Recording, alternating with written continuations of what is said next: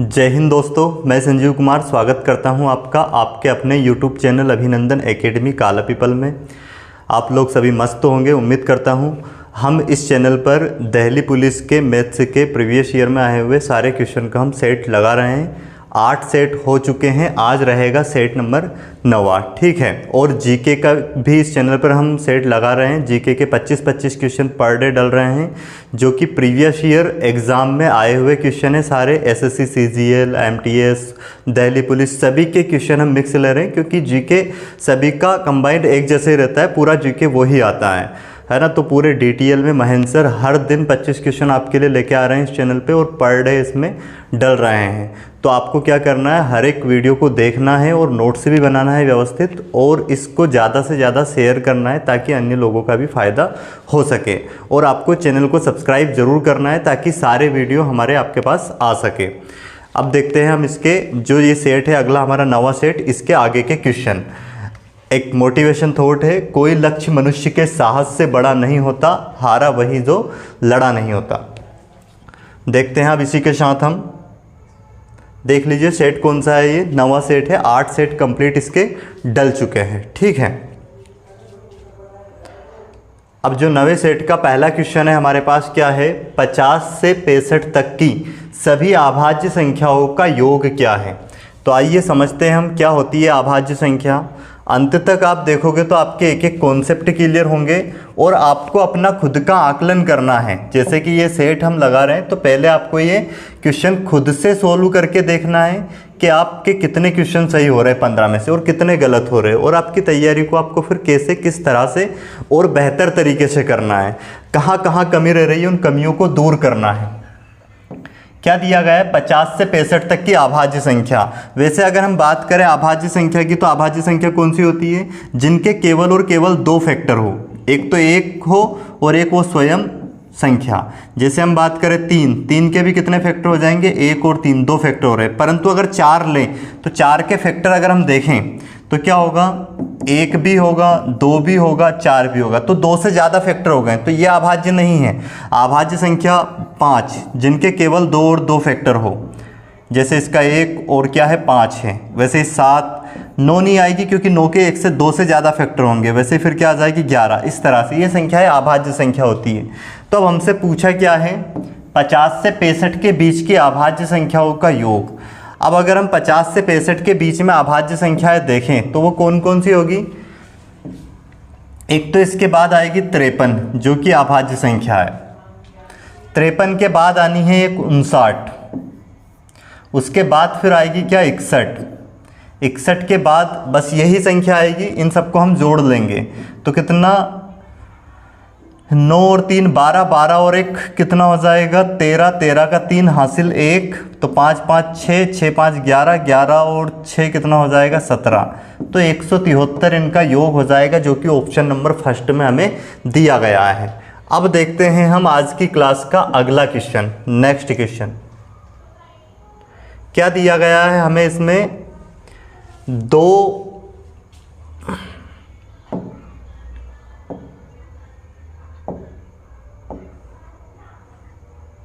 + 4 + 6 + dash dash dash 40 तक का योग ज्ञात करना है। तो ये सम संख्या है, इनका अगर हम देखें योग, तो इसका डायरेक्ट हम पहले तो औसत निकाल सकते हैं, या फिर एक सम संख्याओं के योग का फार्मूला होता है n + 1। अब n कितना है यहाँ पे, अगर हम बात करें n के मान की, 2 से 40 तक 20 संख्या होगी सम, तो 20 और 1 कितना हो जाएगा 21, 21 दूनी 42, मतलब 420 इसका क्या हो जाएगा योग हो जाएगा, जो कि ऑप्शन नंबर 4 में दिया है, ठीक है।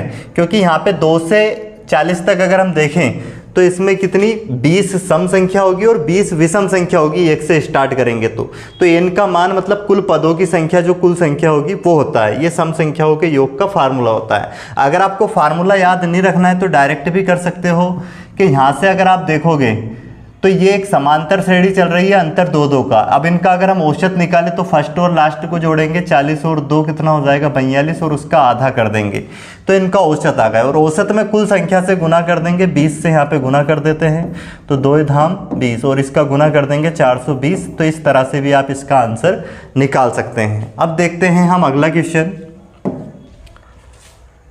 क्या दिया गया है हमें अगला क्वेश्चन?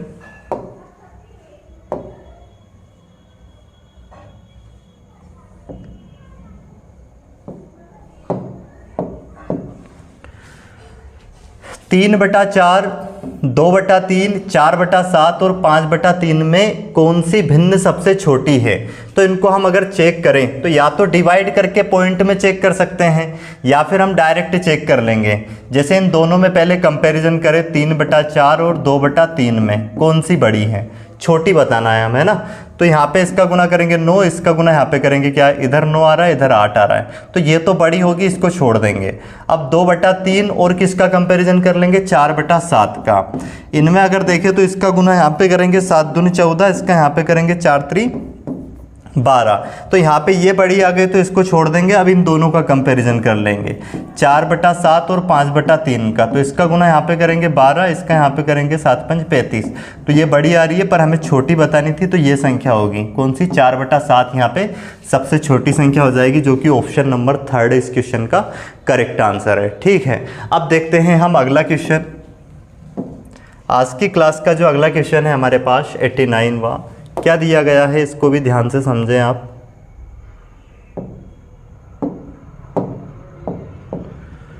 क्या दिया गया है, 2/3, 4/7 और 12/35 का लघुत्तम समापवर्तक ज्ञात करना है। जब भी हम भिन्न का एलसीएम निकालते हैं तो ऊपर की संख्याओं का एलसीएम निकाला जाता है और बटे की संख्याओं का एचसीएफ निकाला जाता है। एलसीएम क्या होता है, वहां छोटी से छोटी संख्या जो दी गई संख्याओं से पूर्णतः विभाजित हो जाए। तो अब यहाँ पे 2, 4 और 12 में एलसीएम क्या आ जाएगा, 12 आ जाएगा, जो कि इन सबसे विभाजित है।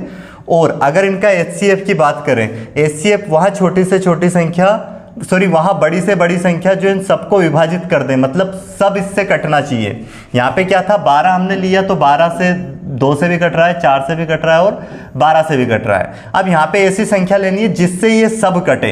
तो अगर 3 ले हम तो 3 से 3 कट जाएगा, 7 नहीं कटेगा। तो इनका यहाँ पे क्या करेंगे, एचसीएफ अगर निकाले तो 1 आएगा।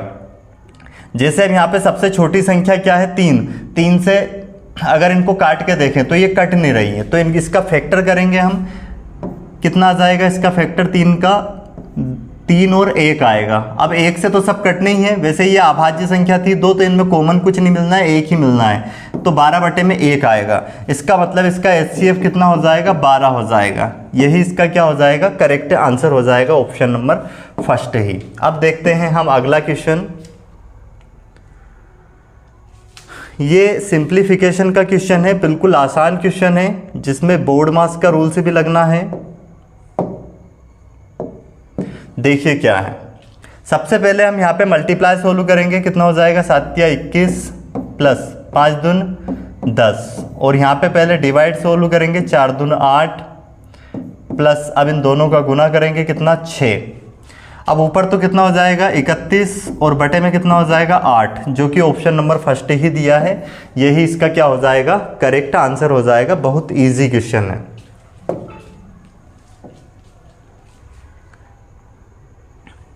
नाइन्टी 91वां क्वेश्चन देखें आप, क्या दिया गया है।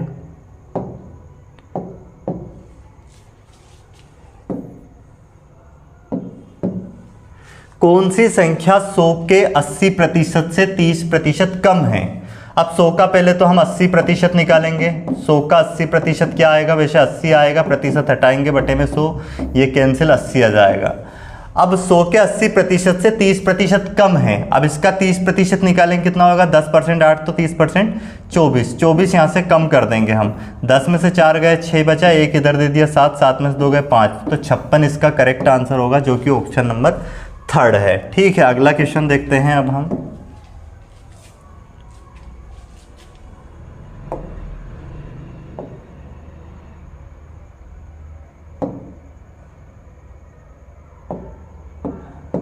क्या दिया गया है, 15,000 रुपये पी क्यू तथा आर के बीच विभाजित किया जाता है। पी तथा क्यू का हिस्सा किस अनुपात में है, पी और क्यू का अनुपात देखें तो 2:1 है, और Q और R का अनुपात अगर हम देखें यहाँ पे तो कितना है, वो 4:3 है। के अनुपात में Q को कितनी राशि मिलेगी। अब यहाँ पे अगर हम P अनुपात Q अनुपात R निकाले रेशियो के कॉन्सेप्ट से, जिनने थ्योरी पढ़ रखी है वो आसानी से निकाल पाएंगे। इसका गुना यहाँ पे करेंगे 8, इसका गुना यहाँ पे करेंगे कितना हो जाएगा 4, और इसका गुना यहाँ पे करेंगे कितना होगा 3। अब जिनने, जैसे ये रेशियो का क्वेश्चन है, जिनने थ्योरी नहीं पढ़ी है रेशियो एंड प्रोपोर्शन की, वो हमारे प्ले लिस्ट में जाएँ। उसमें अनुपात समानुपात करके एक प्ले लिस्ट बनी है जिसमें बहुत डिटेल में इसकी थ्योरी दे रखी है। मतलब उसमें एक एक कॉन्सेप्ट समझाए हैं कि ये रेशियो मैंने डायरेक्ट ऐसे कैसे लिखे हैं। कम से कम 7 से 8 वीडियो होंगे, अगर वो आप देख लेंगे तो आपको हर एक चैप्टर में उससे फ़ायदा मिलना है। क्योंकि जो रेशियो होता है अनुपात समानुपात, वो हर एक चैप्टर का बेसिक है ना। सभी चैप्टर का बेस वही है। वो अगर आपका क्लियर है तो सारे आपके चैप्टर समझ में आ जाएंगे।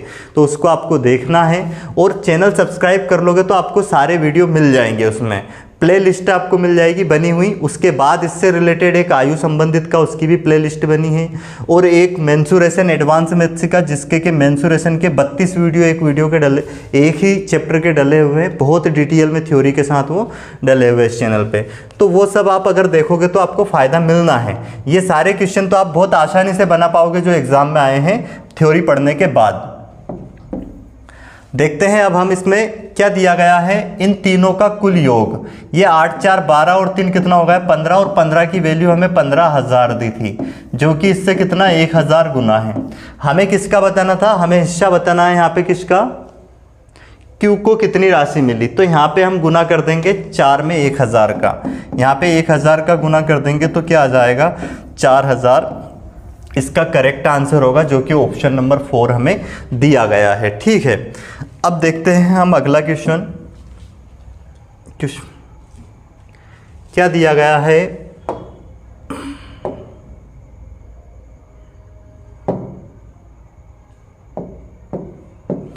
बीस लड़कों के एक समूह की औसत आयु 15 वर्ष है। लड़के कितने हैं 20, औसत आयु 15 वर्ष है। तो टोटल योग कितना हो जाएगा 15 दूनी 30, 300 हो जाएगा। एक लड़का समूह छोड़ देता है तो औसत आयु 14.5 वर्ष हो जाती है। अब एक छोड़ के गया तो बचा कितना 19, तो औसत कितना हो जाता है 14.5 हो जाती है। तो समूह छोड़ने वाले लड़के की आयु क्या है। अब इसका गुना करेंगे, इसमें कितना हो जाएगा 19 5 95 का 5 हासिल 9, फिर 19 दून 38, 19 त्या 57, और फिर क्या हो जाएगा 19 चुक 76। अब 76 और 9 को अगर हम प्लस करते हैं, 76 प्लस 9 को तो 85 हो जाएगा, 85 का 5 फिर हासिल 8, फिर 19 से कम 19, 19 और 8 हो जाएगा 27, और यहाँ पे एक संख्या के इधर पॉइंट था तो यहाँ पे दशमलव आ जाएगा।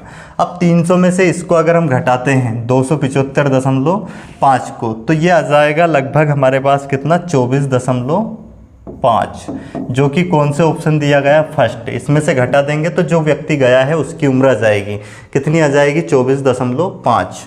अब देखते हैं हम अगला क्वेश्चन अगला क्या दिया गया है हमें। बिल्कुल आसान क्वेश्चन है ये भी, जो कि बहुत आसानी से आप कर सकते हो। क्या दिया गया है, 6,000 रुपये की राशि पर 2 वर्ष के लिए 10% वार्षिक दर से चक्रवृद्धि ब्याज ज्ञात करना है। तो 6,000 रुपये का अगर हम CI निकालें तो पहले वर्ष इसका 10% कितना होगा, इसका 10% 600, दूसरे वर्ष फिर इसका 10% निकालेंगे हम 600, परंतु CI ब्याज पे ब्याज लगता है, जो पहले वर्ष में मिला इस पे 10% लगेगा 60, तो 600 600 1200, और ये हो जाएगा 1260 रुपये इसका CI हो जाएगा। ये कंप्लीट CI होता है। अगर SI पूछते तो ये होता, ये CI और SI का अंतर होता, और ये CI प्रिंसिपल में प्लस कर देंगे तो ये अमाउंट हो जाएगा। तो 1260 रुपये क्या हो जाएगा, इसका CI हो जाएगा, जो कि ऑप्शन नंबर फर्स्ट है और यही इसका करेक्ट आंसर है। अब देखते हैं हम नेक्स्ट क्वेश्चन।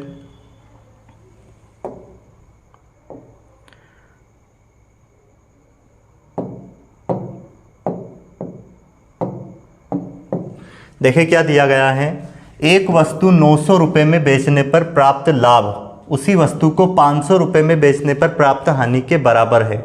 30% लाभ कमाने के लिए वस्तु का विक्रय मूल्य क्या होना चाहिए। बहुत बढ़िया क्वेश्चन है, बहुत आसान क्वेश्चन है और इस कॉन्सेप्ट पर आधारित कई टाइप के क्वेश्चन बन सकते हैं। अब इसके लिए भी अगर आप देखोगे ये प्रॉफिट एंड लॉस का सवाल है, तो प्रॉफिट एंड लॉस के अगर आपको प्रत्येक सवाल समझने हैं कि एग्ज़ाम में कैसा भी सवाल आए और उसको आप बना पाओ, तो उसके लिए हमारी प्लेलिस्ट में प्रॉफिट एंड लॉस के भी कम से कम 8 से 10 वीडियो बनाए हैं और वो डले हुए बिल्कुल डिटेल में एक एक क्वेश्चन को अच्छे से बनाया गया है, ताकि उससे आपके कॉन्सेप्ट क्लियर हो और आप हर एक सवाल को सोच पाओ और उसको कर पाओ। तो क्या है इस क्वेश्चन का बेसिक, देखते हैं, करते हैं इसको। हमें सीपी दिया नहीं है, ठीक है, परंतु ये बोल दिया गया है 900 रुपये में बेचने पर जो लाभ होगा, जो प्रॉफिट होगा, ये भी एसपी है, वो 500 रुपये में बेचने पर जो हानि होगी उसके बराबर है। मतलब यहाँ से जो लाभ हो रहा है वो यहाँ पे जो हानि हो रही है 500 रुपये में बेचने पे वो बराबर हो रहा है। अब यहाँ से यहाँ तक का अगर हम डिफरेंस देखें तो ये डिफरेंस आ रहा है 400 का, और ये कितना होगा 2, एक और एक को प्लस करेंगे 2 की वैल्यू हो गई 400। कितना गुना, ये 200 गुना। अब 200 का गुना यहाँ पे करेंगे हम एक में, तो ये भी 200 और ये भी कितना हो जाएगा 200। मतलब 500 रुपये में बेचने पर 200 रुपये की हानि हो रही है इधर, और यहाँ 900 रुपये में बेचने पर 200 रुपये का लाभ हो रहा है। और लाभ जो 200 रुपये का लाभ हो रहा है वो हटा देंगे तो भी सीपी आ जाएगा यहाँ पे, या फिर जो 500 रुपये में बेचने पे 200 रुपये की जो हानि हो रही है वो इसमें प्लस कर देंगे तो भी सीपी आ जाएगा। सीपी मतलब कॉस्ट प्राइस क्रय मूल्य। तो क्या हो जाएगा यहाँ पे 900 में से 200 घटाएंगे 700 आएगा, इधर 500 में 200 प्लस करेंगे तो भी 700 आ जाएगा। इसका मतलब इसका क्रय मूल्य क्या आ गया वस्तु का 700 रुपये। अब यहाँ से कितने प्रतिशत लाभ पर बेचना है, 30%।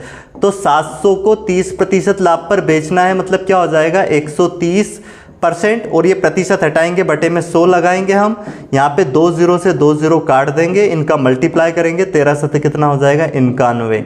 900, कुछ मिस्टेक हुई है यहाँ पे हमसे, कितना परसेंट, 30% प्राप्त हानि के बराबर है। 30% लाभ कमाने के लिए वस्तु का विक्रय मूल्य होना चाहिए। तो जो 700 सीपी है इसको हमें 30% लाभ पर बेचना है, मतलब 130।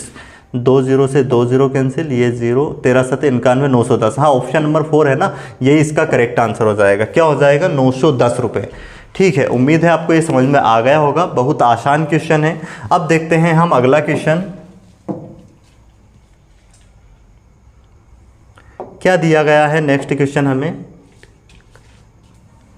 समतुल्य बट्टा ज्ञात करना है। अब क्रमिक छूट के लिए एक तो फार्मूला होता है जो कि सभी को पता ही होगा। क्या होता है, x plus y minus x into y बटे में 100। यहाँ पे 30 प्लस 10 माइनस 30 इंटू 10 बटे में 100, ये हो जाएगा कितना 40, और ये हो जाएगा यहाँ पे कितना माइनस का 3, इसमें से घटा देंगे 37% हो जाएगा, जो कि ऑप्शन नंबर सेकंड है। एक और तरीका क्या है, रेशियो मेथड से इसको निकाल सकते हो आप समतुल्य बट्टा को। 30% का फ्रैक्शन बनेगा 3/10, मतलब 10 रुपये की वस्तु पे 3 की छूट दे दी, साथ में बेची। 10% का फ्रैक्शन मतलब कितना 1/5, सॉरी 1/10, तो 10 से कितना हो जाएगा, अब ये यहाँ 10 आएगा, 10 से 1 की छूट दे दी तो 9। अब यहाँ पे इधर तो कितना हो जाएगा 100, और इधर कितना हो जाएगा 9 × 63। अब यहाँ पे देखें तो 37 रुपये की छूट दे दी है, तो 37 बटे में कितना आ जाएगा 100, और इनटू में 100, तो यहाँ पे 100 से 100 कैंसिल, 37% का समतुल्य बट्टा आ जाएगा, क्रमिक बट्टा। 2 क्रमिक बट्टों का एक समतुल्य बट्टा क्या आ जाएगा 37%। मतलब ये 2 अलग अलग बट्टे की बजाय अगर एक ही बट्टा दे दे तो कितना देना पड़ेगा, वो 37% के बराबर होगा। तो उम्मीद है आपको ये समझ में आ गया होगा। अब देखते हैं हम अगला क्वेश्चन।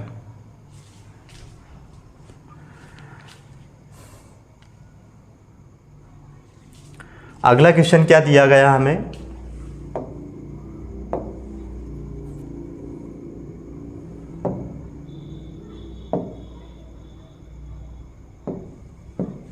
किसी आयताकार भवन की चौड़ाई उसकी लंबाई की 4/5 है।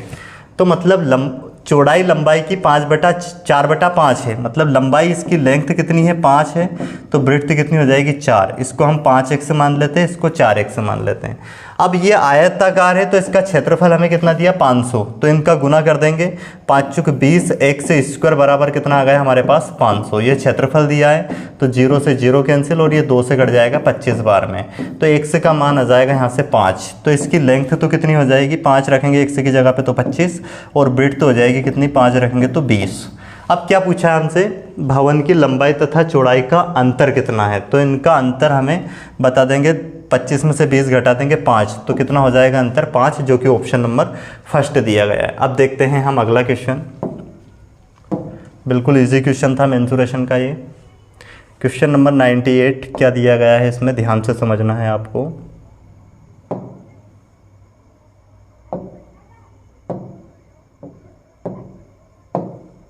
देखो क्या दिया गया है, एक कार 100 किलोमीटर प्रति घंटे की गति से चलती है तथा एक निश्चित दूरी को 2 घंटे 30 मिनट में तय करती है। तो पहले हम दूरी निकाल देंगे, डिस्टेंस बराबर स्पीड कितनी है 100 इंटू में टाइम से गुना कर देंगे, तो ये 2 घंटे 30 मिनट को पहले पूरे को घंटे में चेंज कर लेंगे, 30 मिनट को भी आवर में चेंज करने के लिए 60 से भाग दे देंगे, 30 दून 60, 2 दून 4 और 1 5/2, तो ये 50 आ जाएगा यहाँ पे, और ये कितना हो जाएगा 250, मतलब कुल दूरी कितनी आ गई 250 किलोमीटर।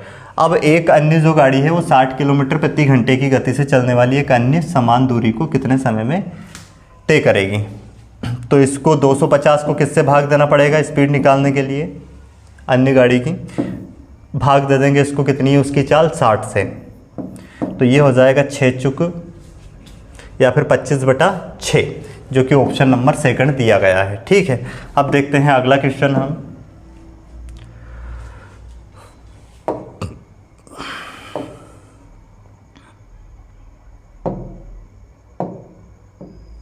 नेक्स्ट क्वेश्चन हमें क्या दिया है, P और Q का अनुपात कितना दिया है।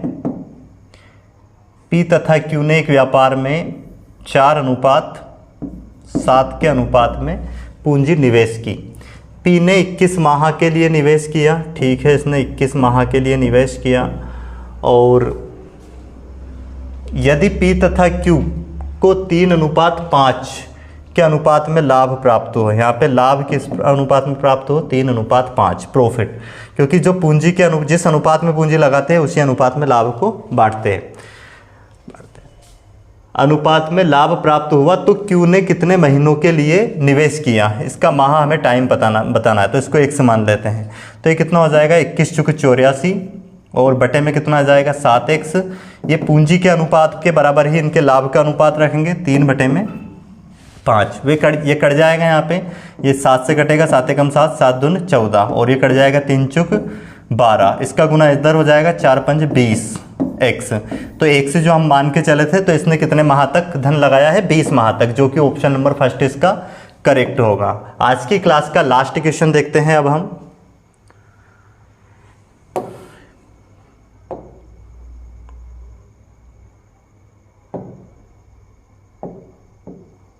क्या दिया गया है, 2 नल P तथा R एक टंकी को क्रमशः कितने 16 घंटे तथा R कितने में 24 घंटे में भर सकता है, जबकि एक तीसरा नल S क्या करता है, उसी टंकी को 48 घंटों में खाली कर सकता है, ये खाली करने वाला है। यदि तीनों नलों को एक साथ खोल दिया जाए तो टंकी कितने घंटे में भर जाएगी, इनका एलसीएम आएगा 48, 16 × 48, 24 दून 48 और 48 एकम 48, मतलब ये दोनों मिलके तो 3 और 2 5 यूनिट भरेंगे, और ये हर घंटे में 1 यूनिट खाली करेंगे, तो इनने 5 यूनिट भरा और इसने 1 यूनिट खाली करा, तो तीनों अगर एक साथ चले P + R + S, तो ये तो खाली करने वाला है माइनस, ये दोनों 3 और 2 5 भरेंगे और ये खाली करेंगे, तो हर 1 घंटे में 4 यूनिट पानी जाएगा टंकी में, तो 48 यूनिट भरने में कितना समय लगेगा, 4 से भाग दे देंगे, 4 एकम 4, 4 दून 8, तो 12 घंटे लगेंगे, जो कि ऑप्शन नंबर थर्ड है, यही इसका करेक्ट आंसर है। ठीक है, तो आज की क्लास में हमने 15 क्वेश्चन किए हैं, जो कि प्रत्येक क्वेश्चन बहुत आसान क्वेश्चन थे। इसी तरह से हम इस चैनल पर आपके लिए पर डे ये 2 से 3 तो मैथ्स की क्लास आपके लिए आने वाली है। जैसे आज इसके 2 सेट डले हैं 15-15 क्वेश्चन के, 30 क्वेश्चन हो गए हैं। वैसे ही एक जीके का डला हुआ है। तो इस तरह से हम रेगुलर आपके लिए प्रयास कर रहे हैं। तो थोड़ा आपको भी हमारा सपोर्ट करना है। इन जो हम वीडियो डाल रहे हैं इनको ज़्यादा से ज़्यादा लोगों को शेयर करना है और अन्य लोगों को भी फ़ायदा पहुँचाना है। वीडियो को आप अंत तक देख रहे हैं इसके लिए